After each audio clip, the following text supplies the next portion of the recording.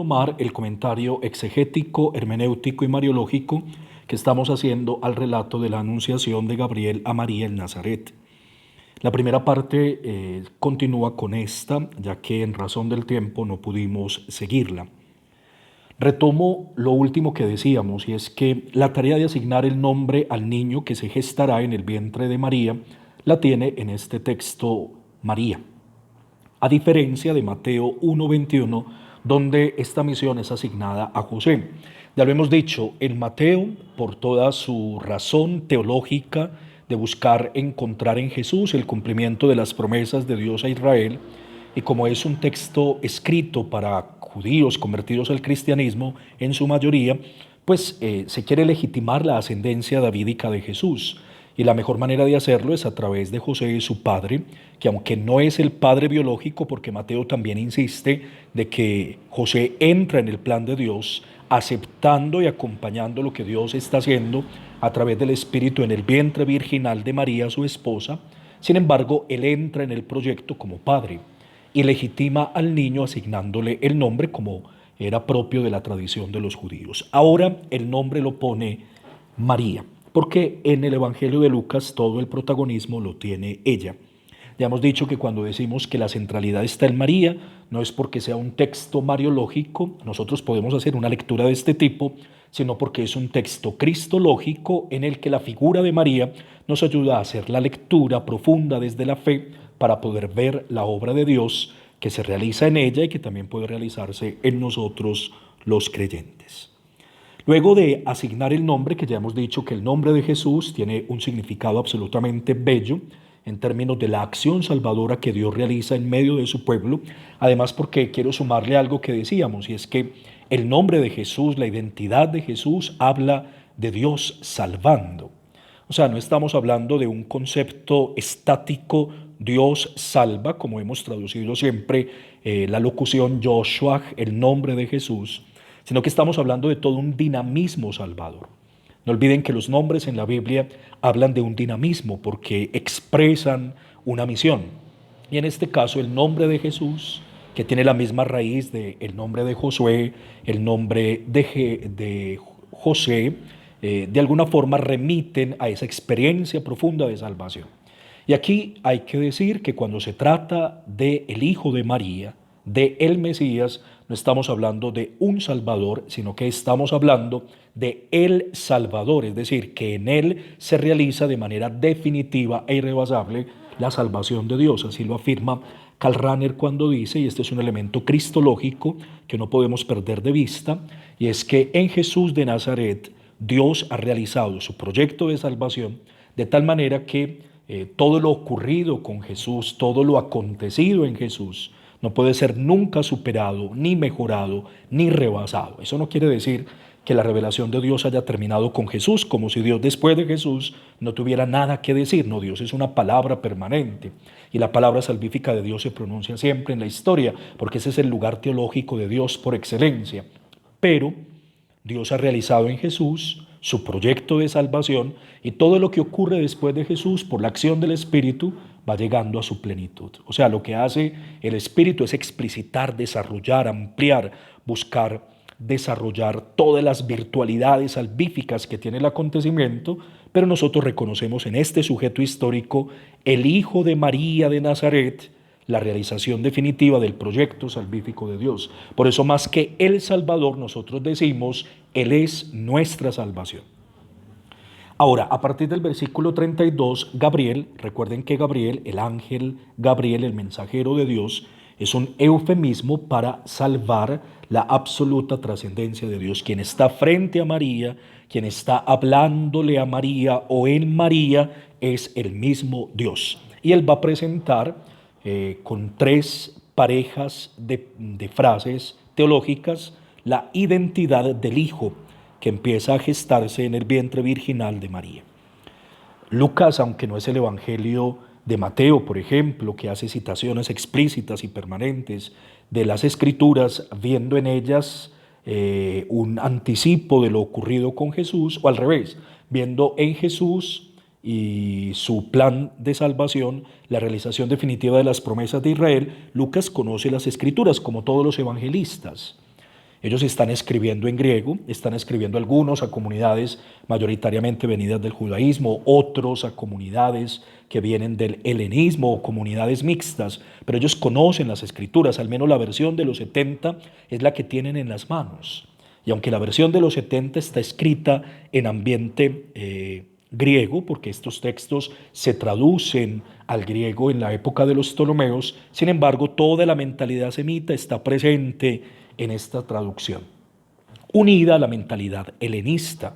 Es una mixtura interesante entre lo semítico y lo helenístico. Y Lucas, que escribe en griego, pues tiene que citar las escrituras de la Septuaginta o de la versión de los 70. Entonces hay muchas reminiscencias del Primer Testamento, en este caso implícitas, a diferencia de Mateo, que lo hace de manera explícita, y retoma estas figuras, estos anuncios, estos nacimientos del Primer Testamento para encuadrar teológicamente la presentación de la identidad del Hijo de María. ¿Qué es lo primero que está haciendo Gabriel? Diciéndole a María que aquel que nacerá será llamado Hijo del Altísimo. Aquí debemos tener cuidado con algo a nivel cristológico. Y es que cuando Gabriel dice será llamado, no está diciendo que no sea hijo de Dios y que luego llegue a serlo por algo. El desarrollo de las cristologías del Segundo Testamento tienen una particularidad propia cada una. La cristología paulina, la cristología de Marcos, la de Mateo, la de Lucas, la de Juan, la de Pablo, por ejemplo, en Efesios y en Colosenses, la cristología de Juan. Pero nosotros nos atenemos al hecho de que Lucas tiene claro que la identidad profunda de este Mesías es la de ser hijo de Dios. Por eso cuando dice que María le pondrá el nombre de Jesús y que será llamado Hijo del Altísimo, se está afirmando el ser de Jesús. Lleva el nombre de Hijo del Altísimo porque es el Hijo de Dios. Aquí hay una filiación reconocida, no en términos ontológicos. Eso hay que esperar a que lleguen los concilios del siglo IV y siglo V para que podamos hablar en esos términos ontologizantes que todavía permanecen hasta ahora, que fueron necesarios y útiles y un instrumento válido en su momento que hoy replanteamos y resignificamos con nuevos lenguajes y nuevas narrativas. Pero el evangelista tiene claro que Jesús es el Hijo del Altísimo. Se llamará porque lo es, no porque reciba esta prerrogativa posteriormente. Se llamará Hijo del Altísimo, la expresión Altísimo, aunque en el mundo griego se le daba a Júpiter, aquí nosotros sabemos que la traducción de Altísimo que pone la Septuaginta se refiere a Dios y por lo tanto Lucas está pensando en Dios, no en Júpiter. Y la grandeza acompaña, por supuesto, a Jesús. Él será grande. ¿Por qué? Porque de alguna forma la grandeza de Dios le pertenece a Jesús, que es su Hijo. Se llamará Hijo del Gran Dios y será llamado de esta manera porque lo es. Luego se le afirma a María que recibirá el trono de David, su padre. La ascendencia davídica de Jesús es irrefutable, sea por la vía de José por adopción, o sea porque a través de María, casada con José, Jesús, aunque no sea hijo biológico de José, pertenece a la casa de David. Igual que en Mateo, de alguna forma Lucas relativiza la paternidad biológica de José. No se olviden que aquí el asunto no es resolver si es o no históricamente, en términos de comprobación, que eso no lo admite la Biblia, pero digámoslo así, el padre biológico de Jesús. Lo que tiene que quedar claro en el texto es la identidad profunda de Jesús como Hijo de Dios. El Padre de Jesús es Dios.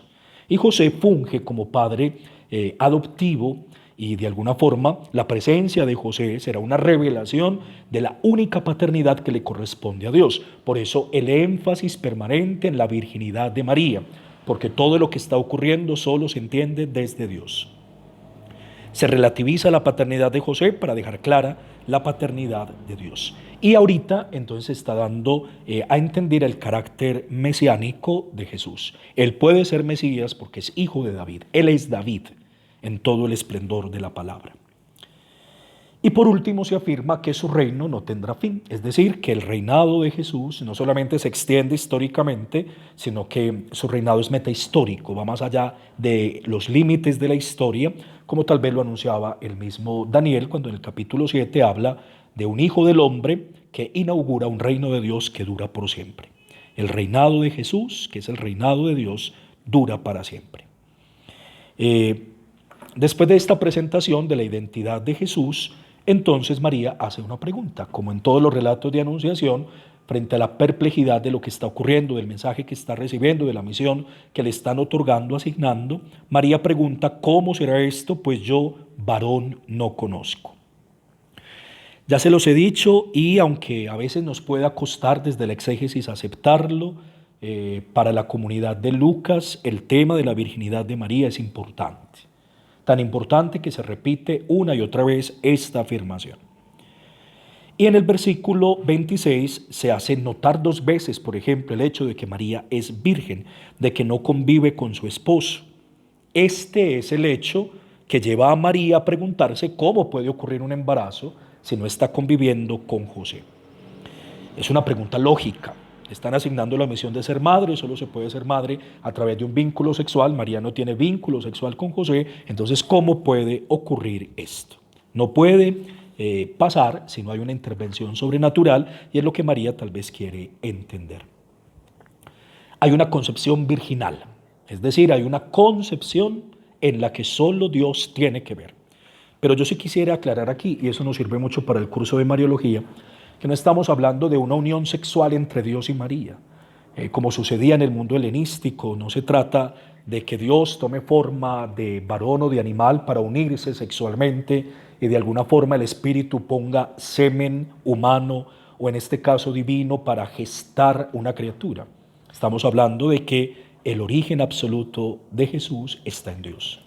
No en términos ontológicos, como sí lo van a reconocer los padres de la Iglesia en el Concilio de Nicea, después de una ardua y dura reflexión, sino en términos existenciales, en la captación del misterio profundo de Jesús, el Hijo de María, la Virgen, el único que puede decir quién es Jesús, porque es su explicación definitiva, es el Padre Dios. No es hijo de José, es hijo del Dios Altísimo. Y por eso será llamado santo. Y es muy interesante porque entonces Gabriel dice: ¿cómo puede ocurrir la gestación? Y esta gestación ocurre porque la sombra del Espíritu Santo cubrirá a María.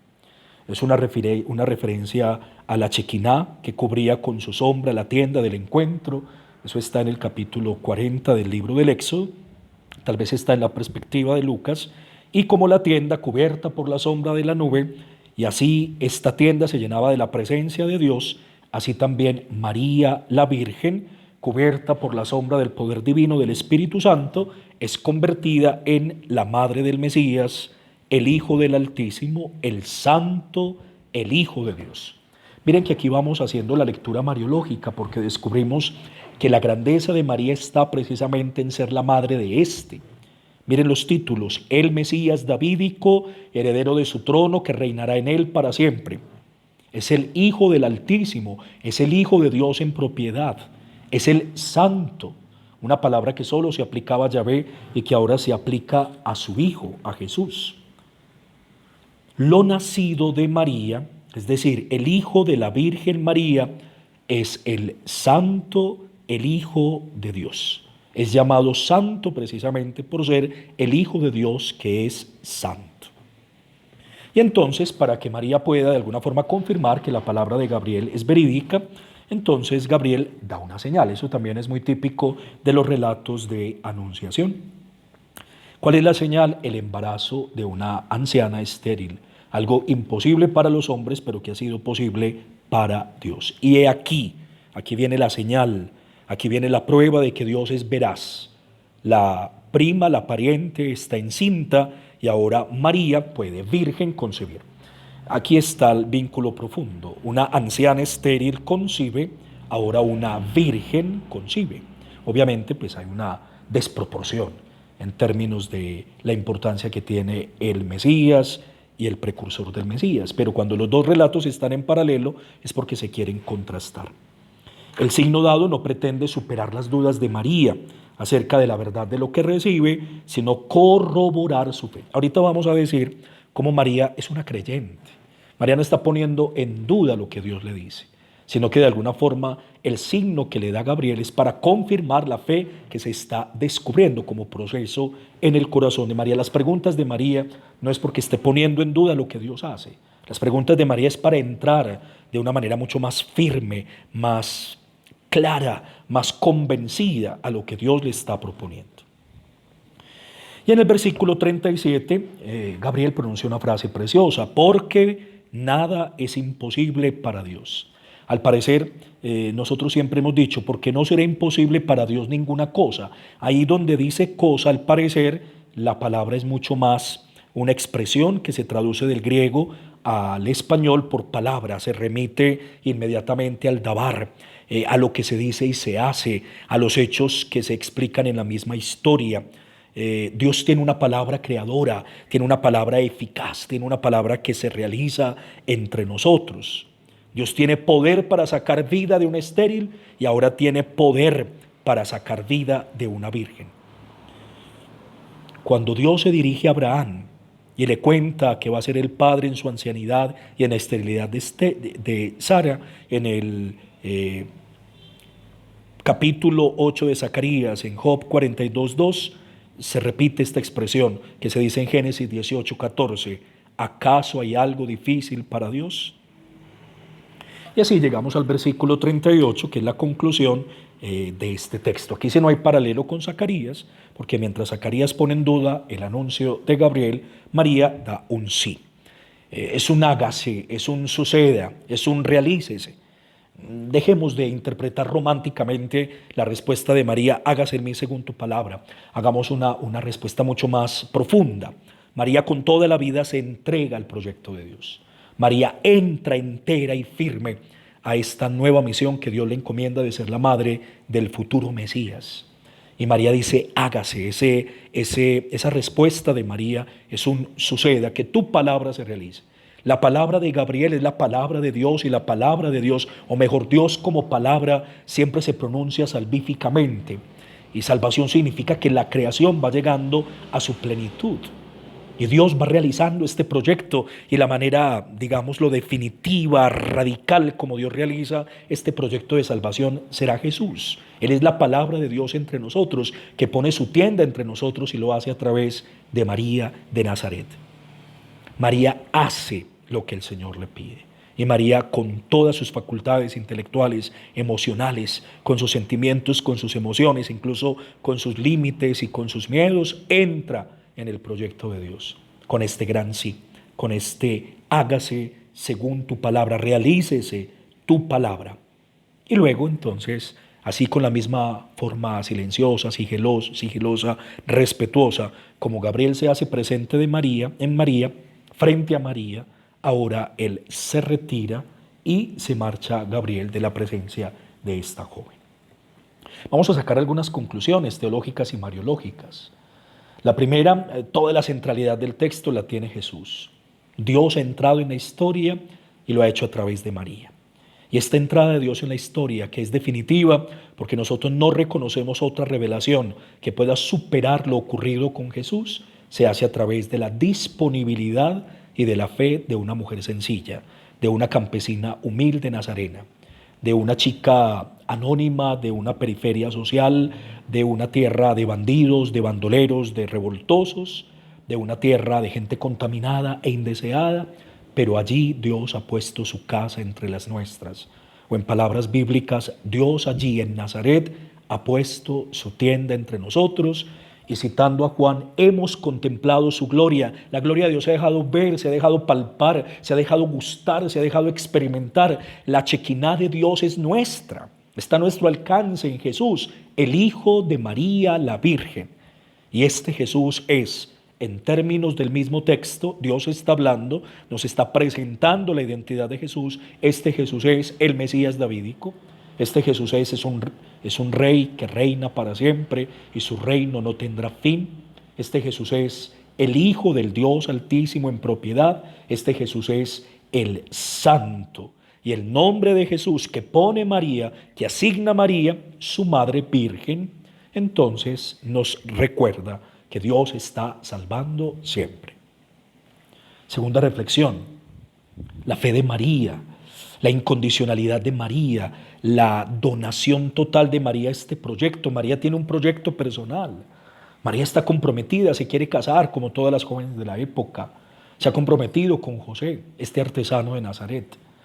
Y Dios presenta otra alternativa, pero es muy interesante porque el proyecto de Dios en María asume lo de María, pero lo lleva a su máxima posibilidad. María quiere ser madre, pero ahora no será la madre de los hijos de José, será la madre del Hijo único y eterno de Dios que se hace humanidad en el vientre de María.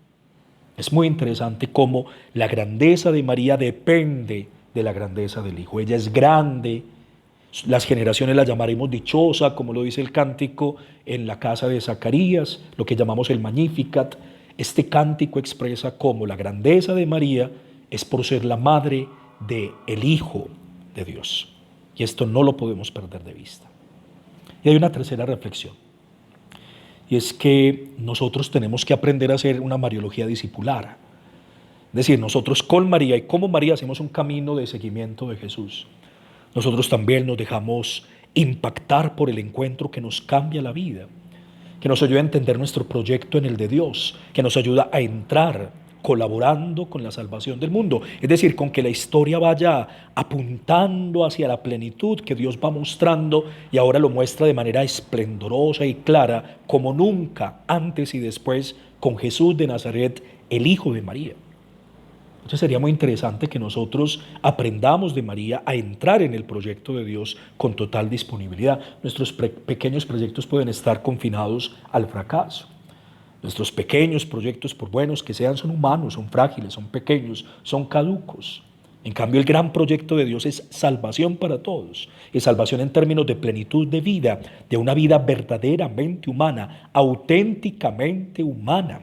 Porque la plenitud de Dios en nosotros es que lo humano alcance todas sus posibilidades sin ningún límite posible. Y ahí es donde María nos da la gran lección. Por eso decíamos que tenemos que hacer una mariología en términos discipulares. Nosotros como María hacemos el camino de la fe. Y como dice San Agustín a propósito de María, más grande que por haber acogido en su vientre virginal al Hijo de Dios, ella es grande porque por la fe lo recibió primero en su corazón.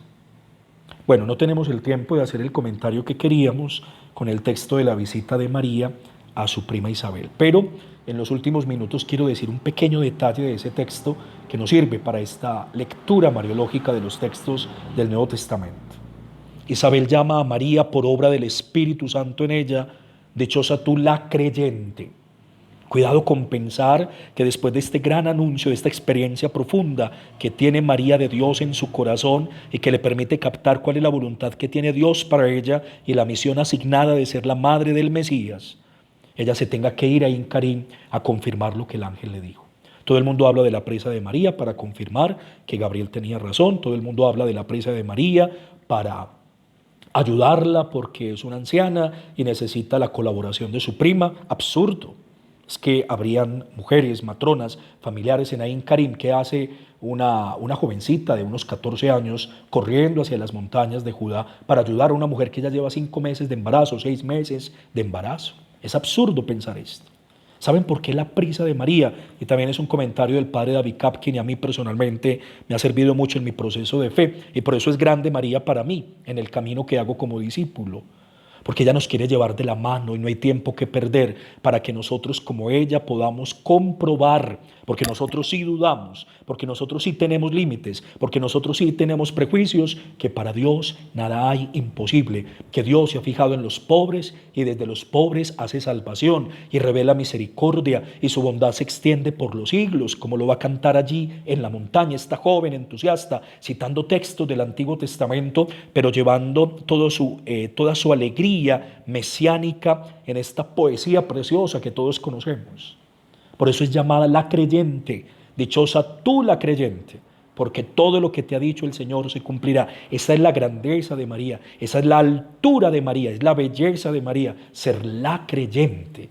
Ella acoge en su corazón la palabra de Dios y le dice todos los días, hágase. Ojalá que nosotros también podamos hacer este mismo camino, con la pobreza, con la alegría y con la disponibilidad de María de Nazaret. Dichosa tú la creyente, lo que te ha dicho el Señor se está cumpliendo.